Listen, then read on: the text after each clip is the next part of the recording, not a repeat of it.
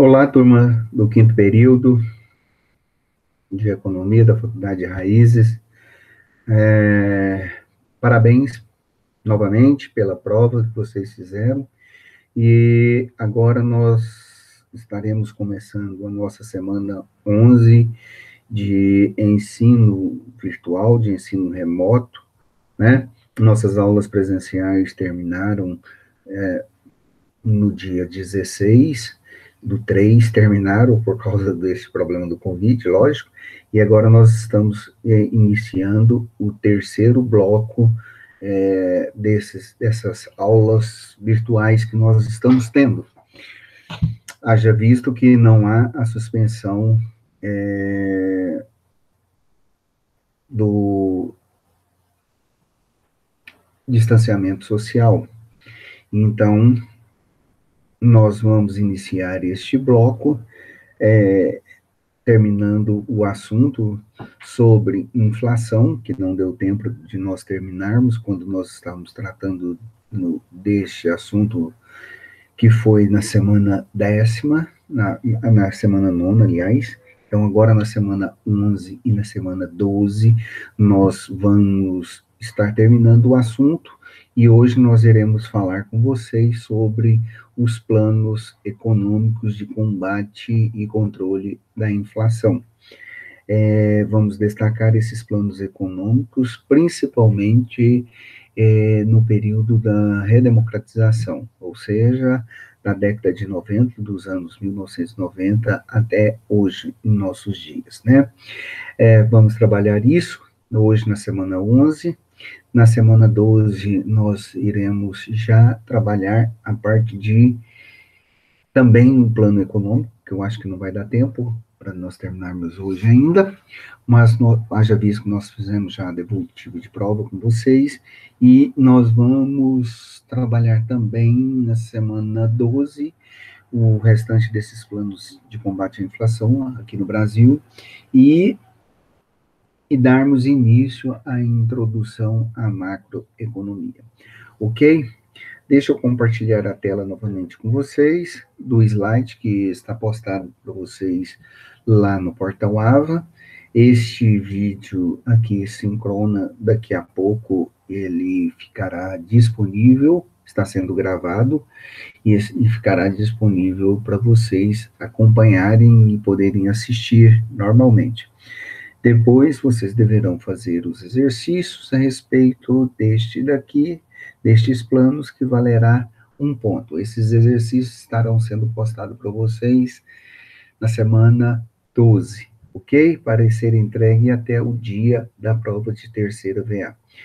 Portanto, vamos lá, vou compartilhar a tela com vocês, acompanhem aqui. Se vocês quiserem maiores informações, está no livro que nós estamos trabalhando com vocês, de Fundamentos da Economia, de Marco Antônio Vasconcelos, né? Ele está no capítulo, depende muito da edição, como nós já conversamos com vocês, mas esse capítulo, no livro da minha edição, está no capítulo 8, no capítulo 8º, tá bom? E aí vocês trabalhem, vocês deem uma leitura, deem uma lida, acompanhem o estudo também no PDF que eu disponibilizei para vocês no início das aulas online. Então, tem um material aí também de fundamentos da economia. Como a edição é mais nova, poderá acontecer deste capítulo 8º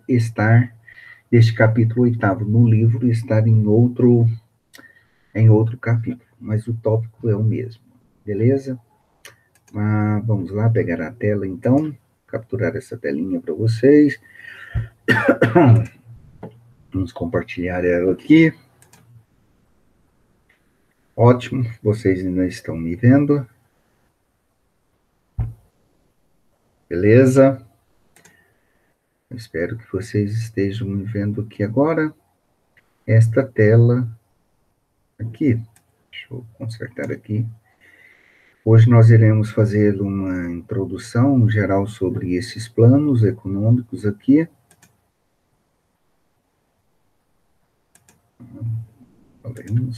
Só um instante.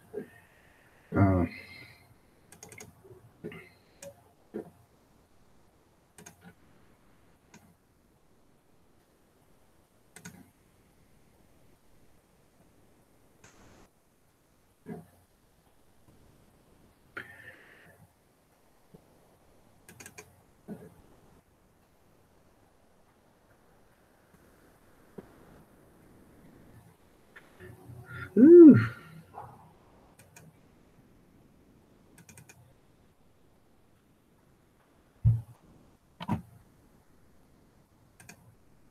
não é vírus, não, tá, gente? Só um instante. Ok.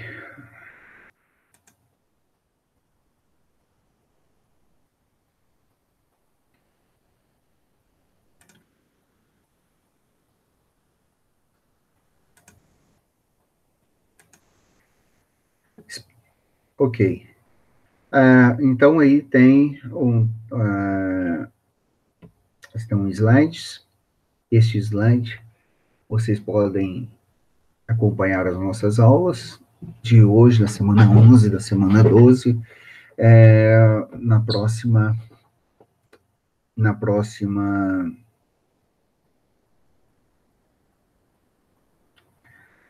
semana também, ok?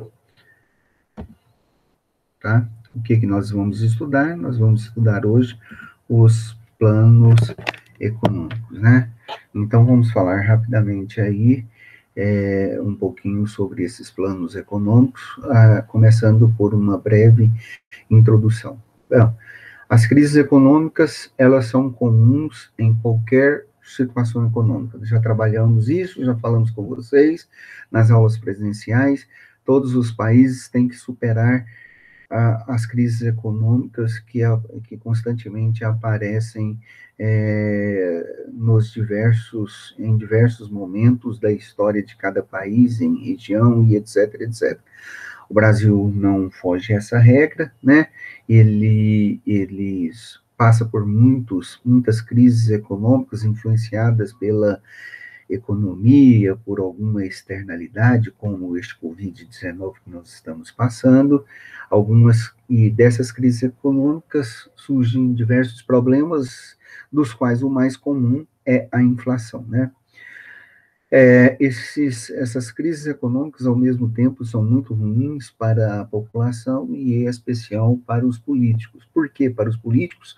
Porque muitos deles não conseguem superar estes problemas econômicos.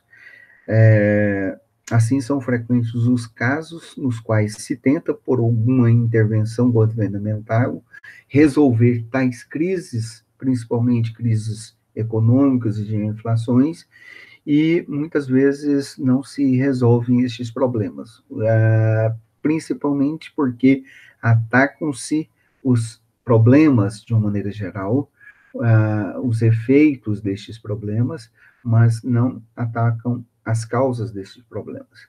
Os ditos planos econômicos são tentativas de gerir e moldar a economia partindo de premissas conjunturais de curto ou curtíssimos prazos.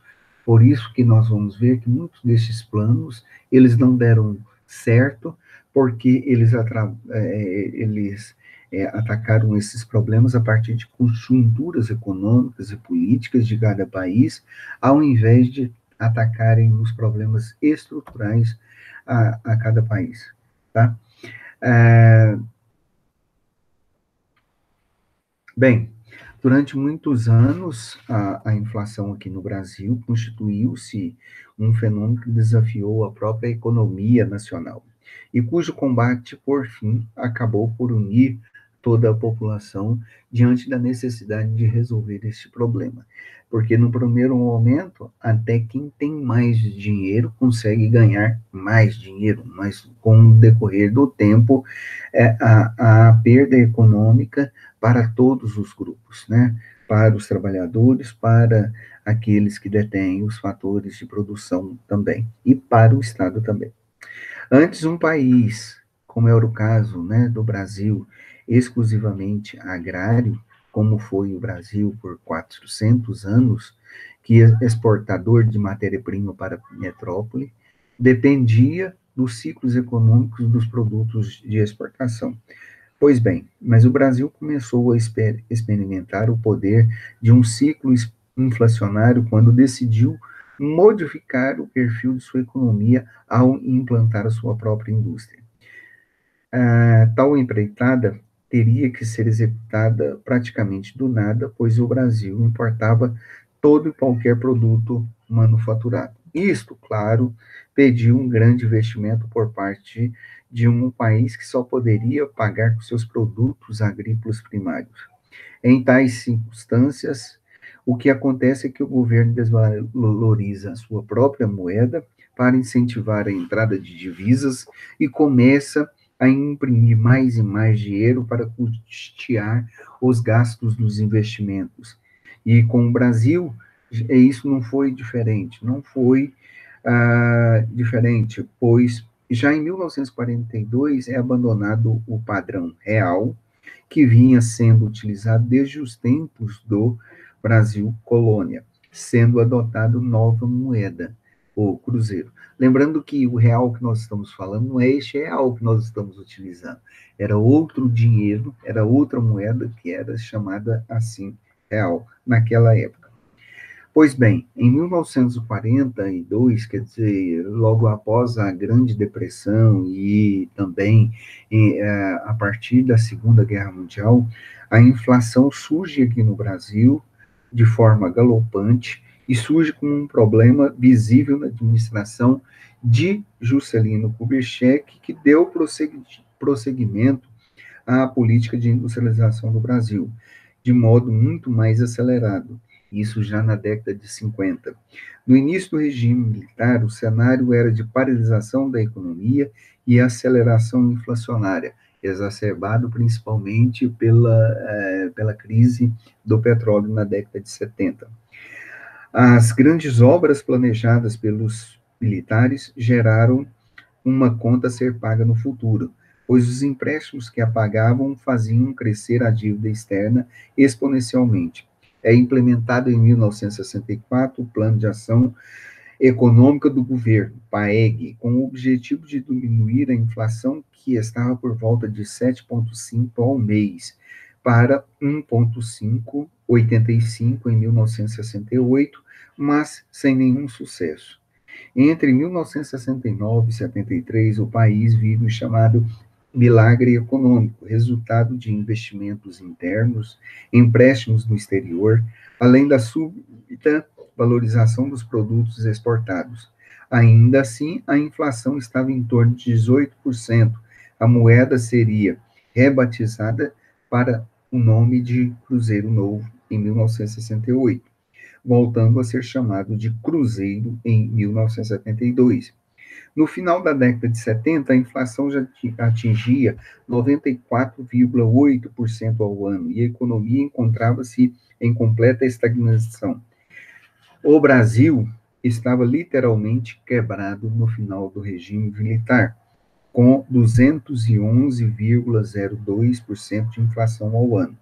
No primeiro governo da nova república, sob o comando de José Sarney, inicia-se o ciclo dos planos econômicos, pacotes de medidas destinadas ao combate da agora hiperinflação. O primeiro deles é o Plano Cruzado, que estabelece nova moeda. O cruzado, cortando-se os 3 zeros da moeda anterior para fazer a conversão. Preços e salários são congelados e cria-se o sistema de gatilho salarial, que consistia em aumentar automaticamente os rendimentos toda vez que os preços atingissem o percentual, de 20%. A inflação, porém, volta a subir, alcançando 416% de inflação no ano de 87. Cria-se, então, um novo plano chamado Plano Bresser, em 1987, também frutífero. E em 1989, segue o Plano Verão, que corta mais 3 zeros da moeda, que agora passa a se chamar de Plano Cruzado Novo. A essa altura, o governo Sarney esperava apenas conter a inflação, não domá-la, pois em 1989 ela atinge 1.783% ao ano. Segue-se em 1990 o governo Fernando Collor de Mello, primeiro eleito diretamente desde a instituição do regime militar, cria o seu próprio plano para combater a escalada de preços, que era drástico e muito arriscado, pois envia pois envolvia o confisco de valores da poupança e de contas correntes superior a R$ 50, ou 50 cruzados novos, por 18 meses. Novo insucesso se segue e o governo tenta novamente com o Plano Collor 2, que não traria nenhuma novidade no horizonte, conseguindo conter a inflação por pouquíssimo tempo. Mas um plano se sucede, o Plano Bresser, de curta duração e de pouquíssima eficácia. A época do impeachment de Fernando Collor e a posse do seu vice, Itamar Franco, a inflação chegava a 2.708% ao ano. Finalmente, com um plano real instituído em 1994, no governo Itamar Franco, tendo como ministro idealizador o ministro da Fazenda ou da Economia, Fernando Henrique Cardoso, realiza-se um esforço para esclarecer a população, unir os diferentes grupos econômicos, políticos e sociais em torno do objetivo comum de combate à inflação, corte de gastos públicos e enxugamento da máquina estatal. A inflação é contida de modo, então, definitivo.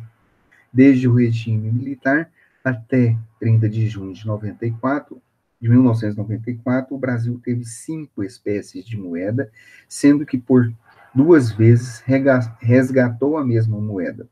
5 congelamentos de preço, 9 planos de estabilização econômica, 11 índices para medir a inflação, 16 políticas salariais, planos de políticas salariais distintas, 21 propostas de pagamento de dívida externa e 54 mudanças na política de preço.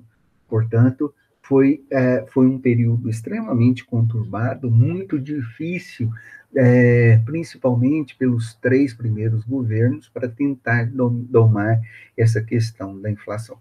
Hoje, não daremos tempo de falar sobre estes planos que conseguiram, desses planos aí, mas a partir da aula que vem, nós estaremos já falando do Plano Cruzado, que foi o primeiro deles, que já foi no início da redemocratização do Brasil, perto já da promulgação da Constituição Federal de 1988, e trabalharemos e falaremos das características de cada um destes planos econômicos.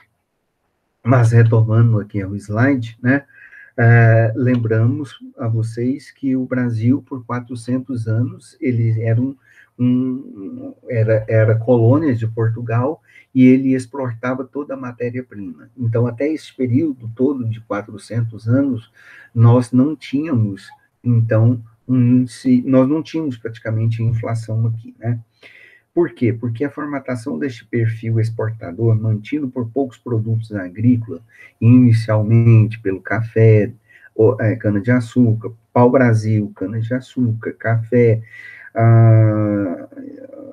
pecuária, né, torna a economia brasileira vulnerável a essas crises internacionais e suscetíveis às variações dos modos de produção e de consumo dos importadores. Esses foram os fatos mais relevantes para a onda dos planos econômicos visto no Brasil a partir do século XX, como nós já falamos aqui. Sempre o objetivo alegado foi planejar algo que permitisse uma maior estabilização da economia nacional. A partir do século XX, o Brasil continuava sendo um país exportador de produtos primários e que dependia destes produtos na agricultura, basicamente, para se desenvolver. Então, nós tivemos a Primeira Grande Guerra, em 1914 a 18, depois nós tivemos a Segunda, a Grande Depressão, e continuamos ainda a ser um país dependente das nossas commodities, dependente das nossas matérias-primas. Então, nossa economia era quase que estática, né? E essa economia que não tinha um mercado funcionando de maneira ativa, tá? Agrava o problema econômico aqui no Brasil e o mercado interno, e este mercado econômico interno, ele não consegue sustentar o crescimento, principalmente o crescimento demográfico, mesmo vindo dinheiro do exterior. O povo, a população brasileira, 90% da população brasileira neste período vivia no campo, trabalhava no campo exclusivamente, mas a partir desta data, esse pessoal veio para as cidades procurar emprego aqui, e há um inchaço habitacional, demográfico muito grande nas capitais, nas diversas regiões do Brasil, né?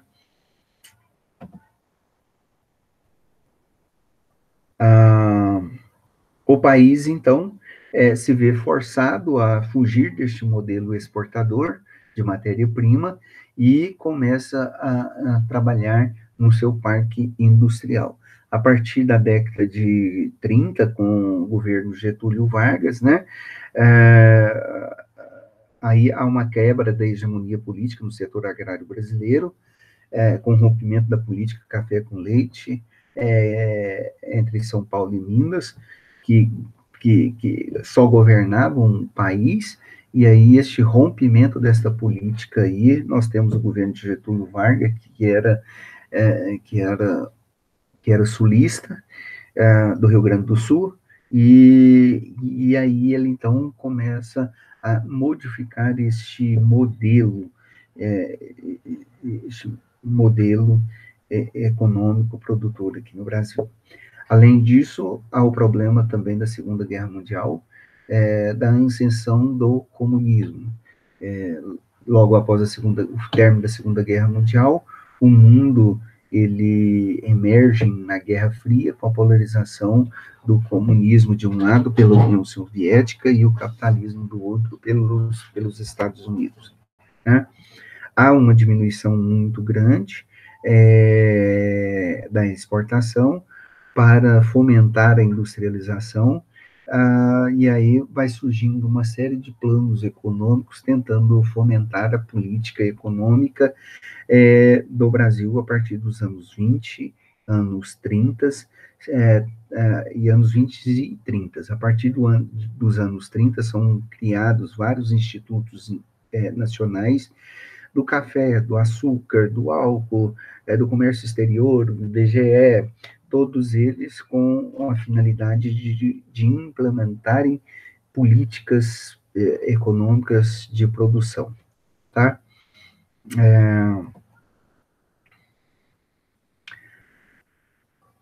Ok.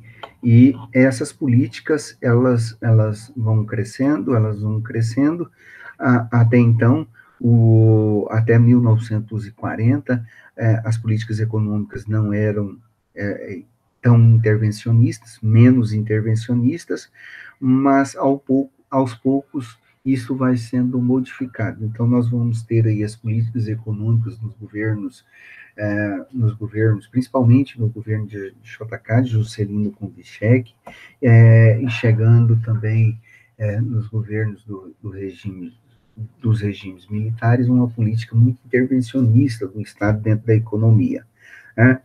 Bom, nenhum desses planos conseguiu alavancar o desenvolvimento econômico do Brasil por um grande período, é, por um grande período.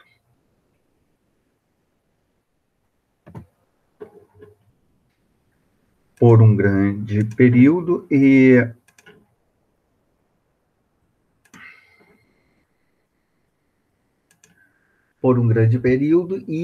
por volta